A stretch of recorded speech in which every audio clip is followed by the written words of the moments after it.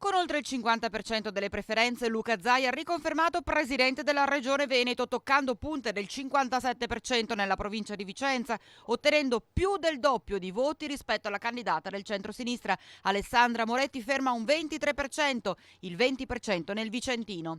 Per il centrosinistra uno smacco fortissimo con un 17% PD, 4% lista Alessandra Moretti presidente.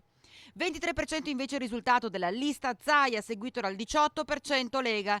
E delle liste in coalizione a sostegno di Zaia, Forza Italia si aspettava ben più del 6% di media regionale. Per il governatore rieletto ora si continua a lavorare seguendo la strada tracciata in questi 5 anni e ringrazia tutti i veneti che l'hanno eletto. Ringrazio i veneti uno ad uno. Io ho sempre detto sarò il governatore di tutti, l'ho dimostrato in questi 5 anni e penso che questo risultato che ne esce vada in questa direzione. È stata premiata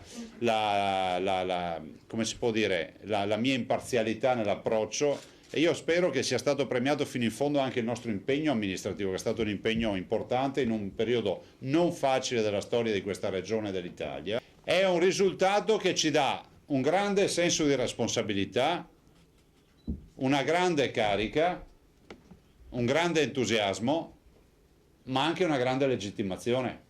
Abbiamo perso e anche molto male lo sfogo di Alessandra Moretti. Noi abbiamo perso anche male, per cui evidentemente su questo insomma i numeri sono da questo punto di vista inconfutabili.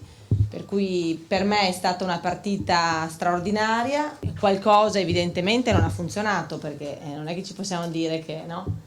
Nei prossimi giorni, nelle prossime settimane avremo modo, tempo e anche la lucidità secondo me per fare una riflessione complessiva. Io ho vinto tante volte, questa volta perdo, ma perdo con grande senso di responsabilità.